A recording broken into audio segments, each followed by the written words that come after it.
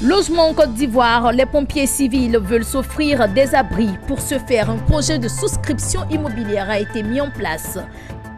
En Guinée, on parle de paix. Unis autour de El Hadj Djigiba Diaby, les grands marabouts s'impliquent dans la réconciliation du pays. Bonsoir à tous, mesdames et messieurs. Merci de suivre le journal sur Business 24 Africa.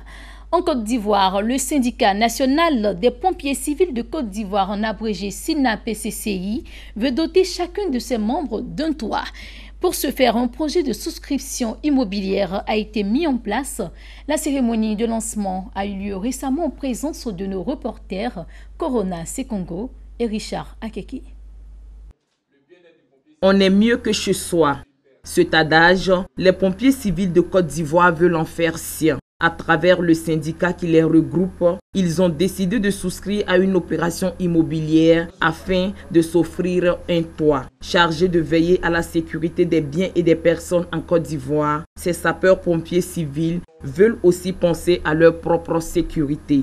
Au-delà des luttes classiques que nous avons connues, il faudrait que le fonctionnaire vive mieux, c'est-à-dire qu'il pérennise les actions qu'il a acquises dans sa lutte. Alors, l'une des premières actions, c'est l'immobilier. Il faudrait qu'un pompier civil ou un fonctionnaire, je veux dire lambda, quand au soir de sa mission vis-à-vis de l'État, puisse trouver un toit. Alors, nous allons commencer maintenant pour ne pas être surpris le lendemain. Au cours de la cérémonie de lancement de ce projet immobilier, les différentes possibilités de souscription ont été présentées par le promoteur. Des facilités de logement saluées avec réserve par l'Union nationale des travailleurs de Côte d'Ivoire et des membres du syndicat national des pompiers civils de Côte d'Ivoire. On a aussi dit que généralement, nous avons eu aussi des promoteurs immobiliers qui nous ont laissé sur notre fin. Donc, c'est donner des conseils, certainement aux affiliés, aux camarades qui veulent vraiment travailler avec ces promoteurs, de faire beaucoup attention. Et que ces promoteurs doivent aussi comprendre qu'à partir de ce qu'ils vont faire, peut-être cela peut apporter encore des clients. Je pense bien que l'initiative est bienvenue, pourvu que les promoteurs respectent les engagements. Le projet est très bienvenu pour nous parce que vu que de nos jours on a beaucoup de camarades et lorsqu'ils vont à la retraite, ils n'ont pas de toit. Donc moi je pense que le projet est bienvenu pour nous. Face aux réserves relevées, le promoteur s'est voulu rassurant et sincère. Les avantages, c'est de donner des facilités de paiement, de donner des maisons clés en main. Les avantages, c'est de construire non seulement pas à Abidjan, plus à l'intérieur. Les avantages, c'est les associer à la gestion de tout ce que nous faisons. Travailler 30 ans sans avoir un toit, c'est un sacrilège chez nous en Afrique. Aujourd'hui, ils m'ont bien accueilli. Je remercie le secrétaire général et son bureau. Je pense qu'ils ont compris le message et ensemble, on pourra faire un bon chemin. Outre ce projet, le syndicat national des pompiers civils de Côte d'Ivoire envisage de mettre en place une mutuelle qui permettra aux pompiers civils de se prendre en charge, mais aussi de se faire connaître à travers leur mission de protection. En Guinée, les marabouts ont décidé de s'impliquer dans la réconciliation entre les fils et les filles du pays. Unis autour de El Hadj Djigiba Diaby, baptisé ambassadeur de la paix, les connaisseurs guinéens des secrets de Dieu se sont engagés à lutter contre l'ethnocentrisme et le régionalisme. Le commentaire de notre correspondant en Guinée-Conakry, Benoumar Silla.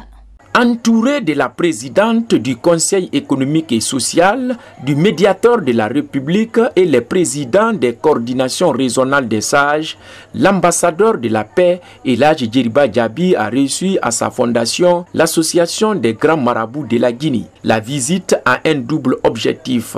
D'abord, s'impliquer dans la réconciliation nationale. Ensuite, choisir El Hadj Djigiba Diaby, vice-président de leur association. Cette association, c'est une association qui va regrouper non seulement les Moris, les grands connaisseurs du secret de Dieu dans ce pays, dont El Hadj Djigiba Diaby va être le vice-président. L'ambassadeur de la paix qui aujourd'hui est en train de réunir toutes les couches sociales du pays pour lutter contre l'ethnocentrisme, le régionalisme et promouvoir la paix et l'unité nationale a rappelé le rôle que doit jouer un religieux dans ce combat.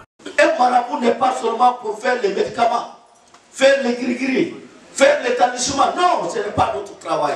Un marabout, c'est celui qui enseigne, c'est celui qui conseille.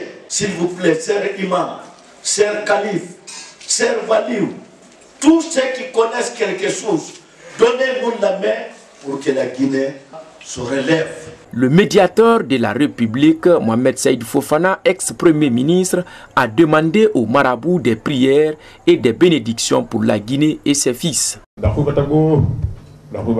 Actuellement, il y a beaucoup de personnes qui ne savent pas où elles vont et ce qu'elles veulent. Alors vous, les religieux, priez pour nous. La fin de la cérémonie rythmée par des cantiques religieux a conduit les deux parties à parapher le document du pacte et la remise des livres saints, le Coran. Et puis cette information pour refermer ce journal. En RDC, la production de cuivre a augmenté de 7,9% en production annuelle en 2018. Notons que la production de cobalt était également en hausse de 37,6% à 52 491 tonnes et la production aurifère 15,2%. Voilà, c'est ici que se referme ce journal. J'ai été ravie de vous l'avoir présenté.